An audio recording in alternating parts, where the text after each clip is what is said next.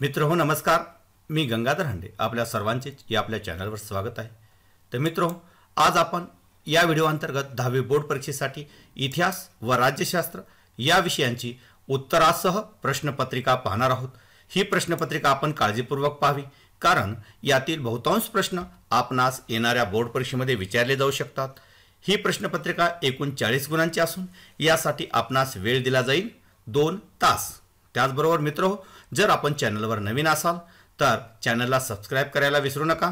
तर सुरू करूया इतिहास राज्यशास्त्र या विषयांची बोर्ड परीक्षेच्या धर्तीवर प्रश्नपत्रिका उत्तरासह।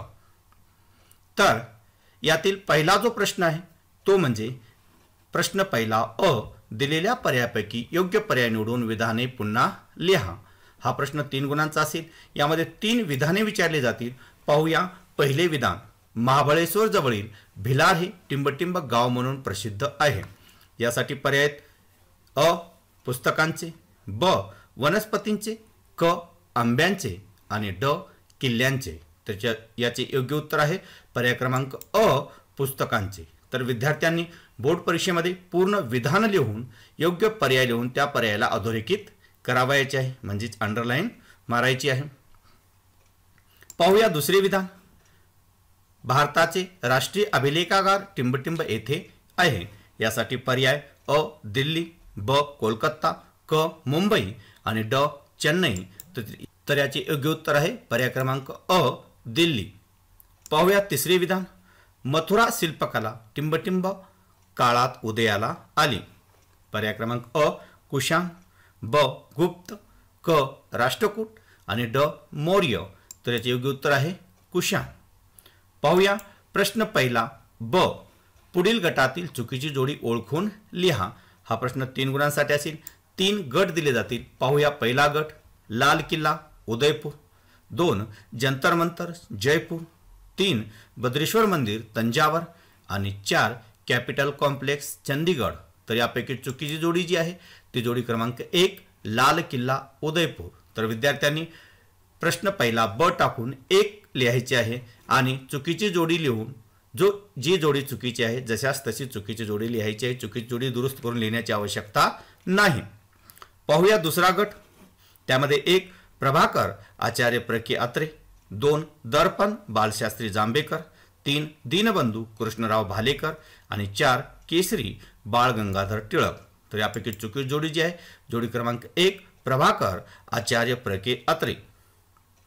पाहूया तिसरा गट, त्यामध्ये 1 हु वेर द सुधराज वंचिताचा इतिहास, 2 स्त्री पुरुष तुलना स्त्रीवादी लेखन, 3 the Indian war of independence 1857 मार्क्सवादी इतिहास आणि 4 जेम्स ग्रँड डफ वसाहतवादी इतिहास।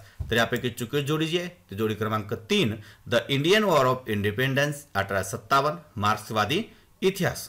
पाहूया प्रश्न दुसरा अ, दिलेल्या सूचनेनुसार कृती करा।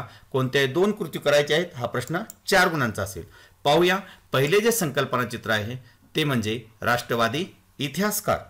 तर कोणतेही 4 राष्ट्रवादी इतिहासकार आपणास लिहायचे आहेत। त्यामध्ये 1 महादेव गोविंद रानडे, 2 रामकृष्ण गोपाळ भांडारकर, 3 विनायक दामोदर सावरकर आणि 4 विष्णुशास्त्री चिपळूणकर। त्यानंतर पुढची संकल्पना आपण पाहूया। पुढचे संकल्पना चित्र जे आहे ते म्हणजे युरोपातील महत्त्वाचे विचारवंत। कोणतेही 4 विचारवंत आपणास लिहायचे आहेत। त्यामध्ये रेने देकार्त, त्यानंतर जॉन विल्यम फेडरिक हेगेल, त्यानंतर 3 व्हॉल्टियर आणि 4 लिओपोल्ड व्हॅन रांके। या व्यतिरिक्त इतरही विचारवंत लिहिलात आपण तरी चालेल। पाहूया तिसरे संकल्पना चित्र जे आहे ते म्हणजे लोकशाहीचे आधारस्तंभ।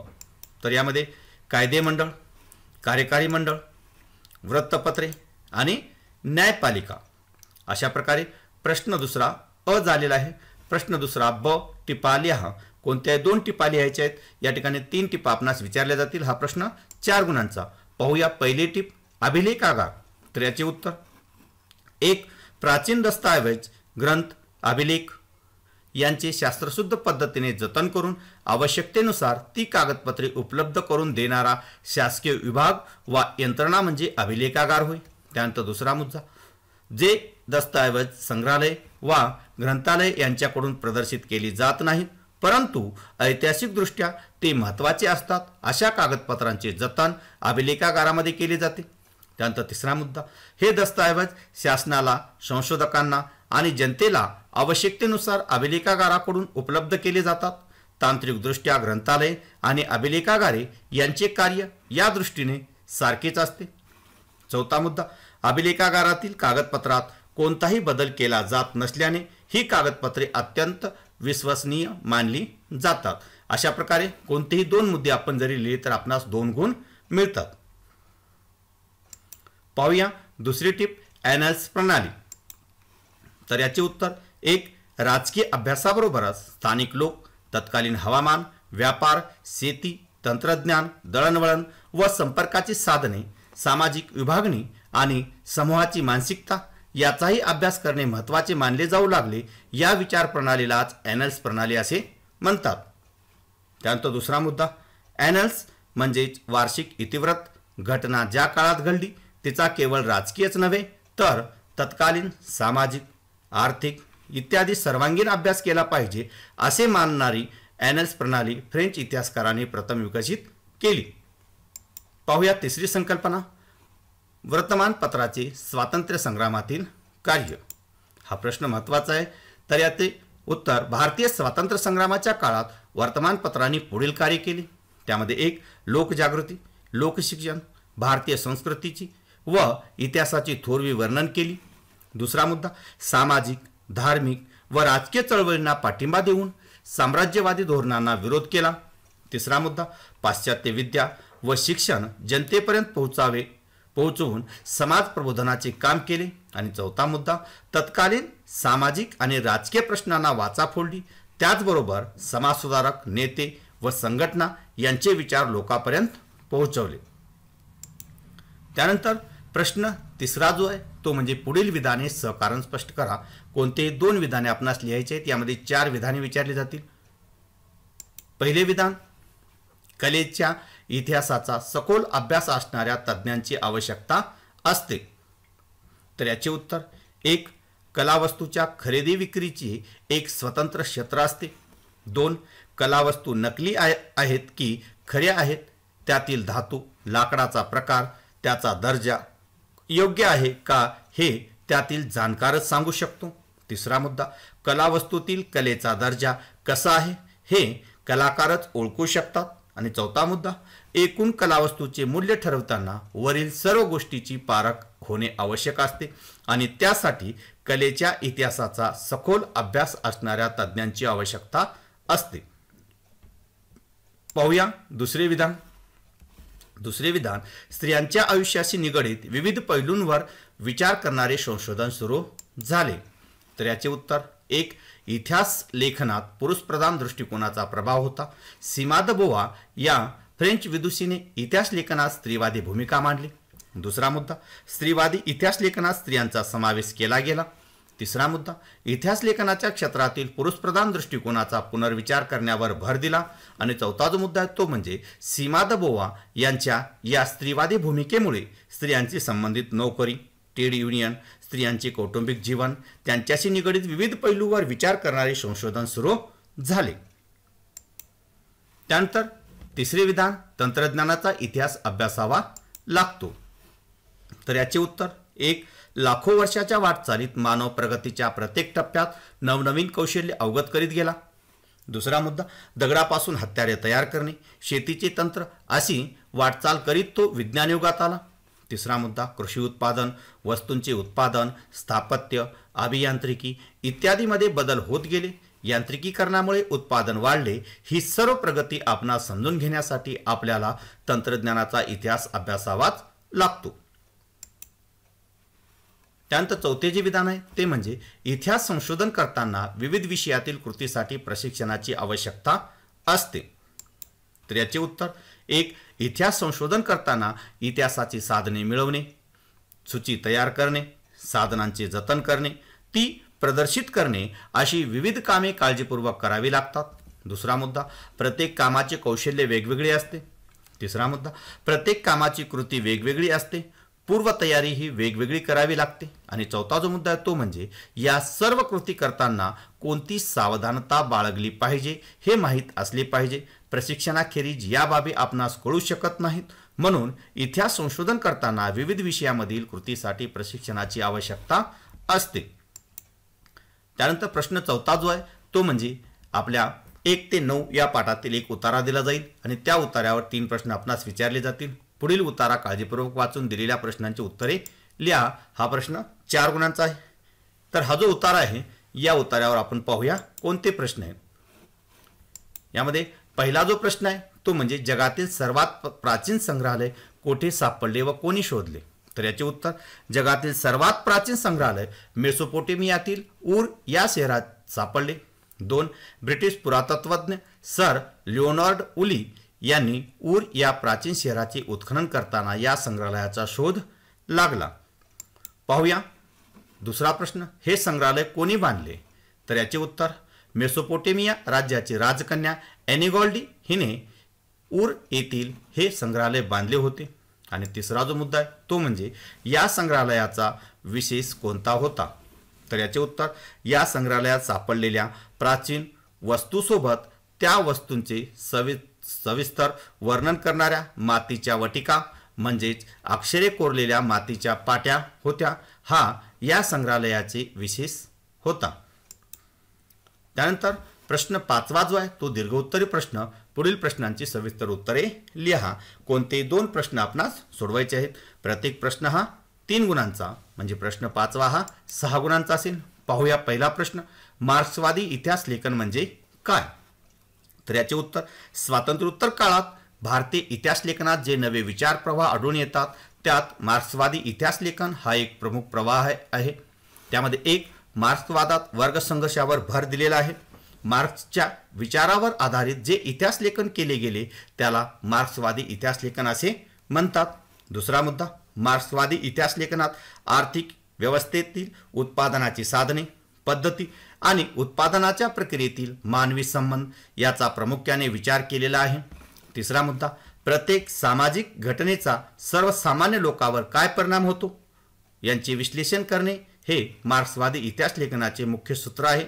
आणि चौथा जो मुद्दा आहे तो म्हणजे मार्क्सवादी इतिहासकारांनी जाती व्यवस्थेत होत गेलेल्या बदलाचा अभ्यास केला. भारतातही या पद्धतीचा अवलंब कोसंबी, डांगे, शरद पाटील इत्यादींनी आपल्या इतिहास लेखनात प्रभावीपणे केलेला आपणास दिसून येतो. पाहूया दुसरा प्रश्न, उपयोजित इतिहासाचा वर्तमान काळाशी कसा सहसंबंध असतो. सहसंच झालेला आहे या ठिकाणी सहसंबंध असतो. तर याचे उत्तर इतिहासाद्वारे भूतकाळातील घटनासंबंधीचे ज्ञान प्राप्त होते. या ज्ञानाचा उपयोग वर्तमान आणि भविष्य काळात सर्व लोकांना कसा करता येईल याचा विचार उपयोजित इतिहास लेखनात केला जातो. उपयोजित इतिहासाचा वर्तमान काळाशी पुढील प्रमाणे सहसंबंध असतो. 1 भूतकाळातील घटनांच्या आधारावर मानव वर्तमान काळातील वाटचाल निश्चित करतो. दुसरा मुद्दा, आपल्या पूर्वजांचे कर्तृत्व, त्यांचा वारसा याबद्दल त्यांच्या मनात कुतूहल आणि आत्मीयता असते. या वारसांचा इतिहासात पूर्वजांनी निर्मिलेल्या कलाकृती, परंपरा याचे ज्ञान उपयोजित इतिहासाच्या अभ्यासाने वर्तमान मानवाला मिळते. उपयोजित इतिहासाच्या आधारे या मूर्त आणि अमूर्त वारसांचे जतन करता येते. तसेच उपयोजित इतिहासाद्वारे वर्तमानातील सामाजिक आव्हानांवर उपाययोजना करणे शक्य होते. वर्तमानातील समस्यांची सोडवणूक करता येते. चौथा मुद्दा, भूतकालीन अनुभवावरून वर्तमानात सामाजिक उपयुक्ततेचे निर्णय घेणे शक्य होते. आणि 5वा जो मुद्दा तो म्हणजे उपयोजित इतिहासाच्या अभ्यासाच्या आधारे वर्तमान काळाचे यथायोग्य आकलन आणि भविष्यासाठी दिशादर्शन होते. त्यानंतर पुढील प्रश्न आहे तो म्हणजे वृत्तपत्रे सुरू होण्याआधीच्या काळात बातम्या लोकांपर्यंत पोहोचवण्यासाठी जगभर कोणते मार्ग अवलंबले जात असत. तर याचे उत्तर वृत्तपत्रे सुरू होण्याआधीच्या काळात बातम्या लोकांपर्यंत पोहोचवण्यासाठी जगभरात पुढील मार्ग अवलंबले जात असत. त्यामध्ये 1 इजिप्तमध्ये सरकारी आदेशांचे कोरीव लेख सार्वजनिक ठिकाणी लावून ठेवले जात असत. दुसरा मुद्दा, प्राचीन रोमन साम्राज्यात देशातील महत्त्वाच्या घटना सरकारी हुकूम कागदावर लिहून हे कागद प्रांतोप्रांती वाटत असत. ज्युलियस सीझरच्या काळात ॲक्टा डायना म्हणजेच रोजच्या घटना नावाची वृत्तपत्रे रोममध्ये सार्वजनिक ठिकाणी लावत असत. तसेच तिसरा मुद्दा, चीनमध्ये 7व्या शतकात सरकारी निवेदने सार्वजनिक ठिकाणी लावली जात असत. चौथा मुद्दा, इंग्लंडमधील लढायांची किंवा महत्त्वाच्या घटनाची पत्रके प्रवासी, फिरस्ते व अन्य लोकांना वाटत असत. पाचवा मुद्दा, अनेक राज्याचे राज्यभरातील प्रतिनिधी राजाचे आदेश जनतेपर्यंत व राज्यातील महत्त्वाच्या बातम्या राजापर्यंत पोहोचवत असत. प्रश्न 6वा जो आहे तो राज्यशास्त्रावर आधारित आहे. आता इथून पुढे 6वा प्रश्न, दिलेल्या पर्यायापैकी योग्य पर्याय निवडून विधाने पुन्हा लिहा. हा प्रश्न 2 गुणांचा. पहिले विधान पाहू, निवडणूक आयुक्तांची नेमणूक टिंबटिंब करतात, तर याचे उत्तर आहे राष्ट्रपती. दुसरे विधान पाहूया, महाराष्ट्रात स्थानिक शासन संस्थांमध्ये महिलांसाठी टिंबटिंब टक्के जागा राखीव ठेवण्यात आलेल्या आहेत, तर याचे उत्तर आहे 50%. प्रश्न 7वा जो आहे तो म्हणजे पुढील विधाने चुकी बरोबर ते सहकारण स्पष्ट करा. कोणते 2 विधाने आपणास लिहायचे आहे. पाहूया पहिले विधान.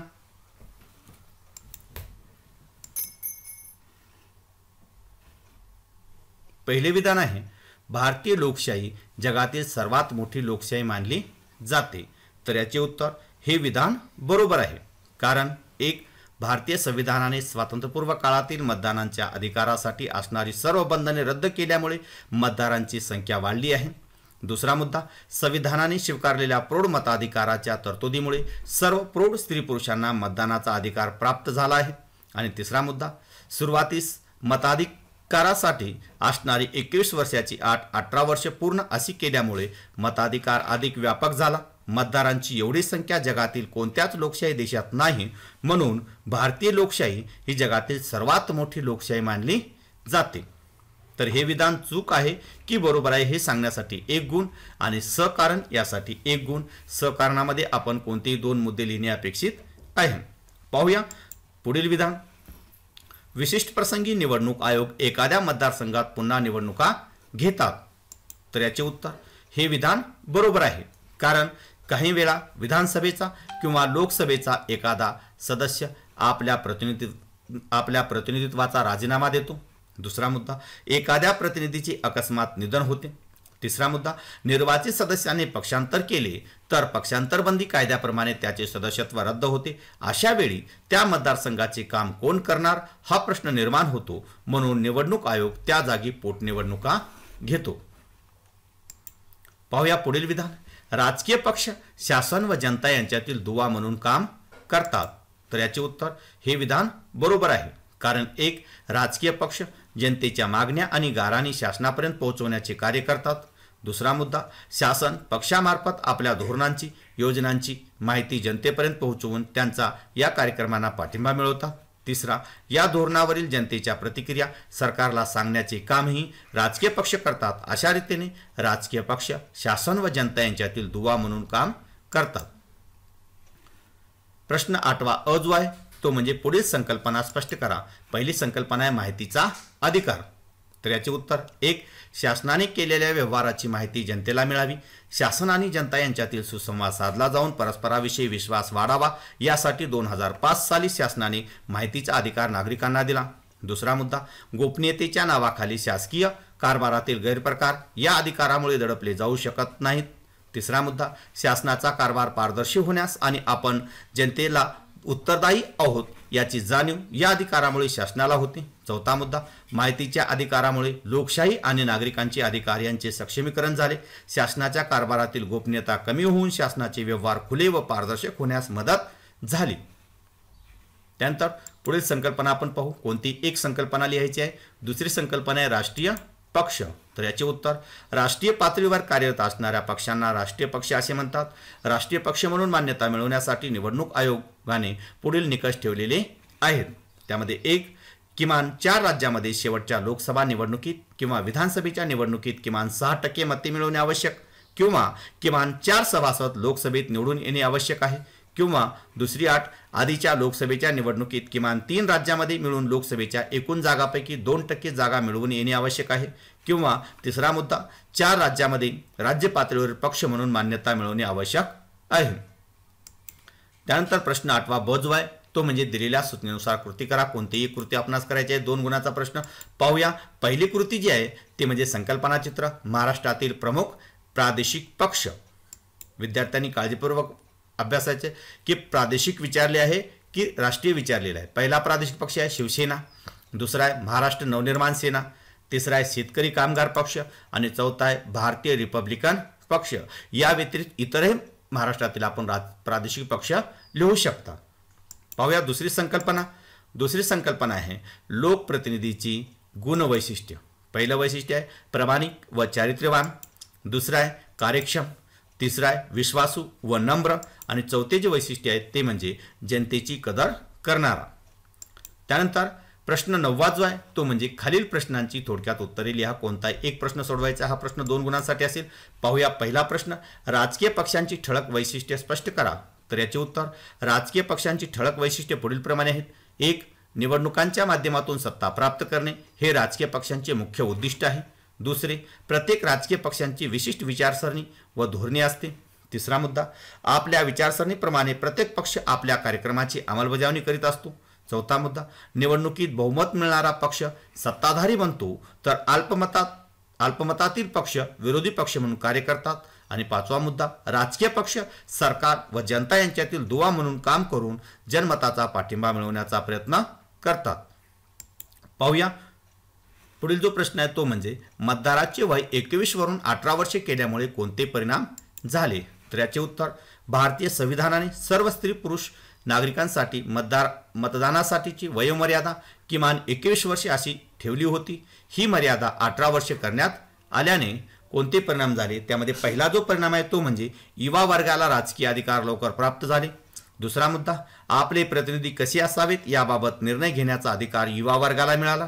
तिसरा मुद्दा, यामुळे भारतीय लोकशाहीची व्याप्ती वाढून ती जगातील सर्वात मोठी लोकशाही बनली. आणि चौथा जो मुद्दा आहे तो म्हणजे या निर्णयामुळे भारतीय लोकशाही अधिक परिपक्व बनली. युवा वर्गाचा राजकीय जाणीवा अधिक प्रगल्भ होण्यास मदत झाली. तर मित्रांनो, अशाच प्रकारे इतर व्हिडिओ पाहण्यासाठी चॅनलला नक्कीच सबस्क्राईब करा. धन्यवाद.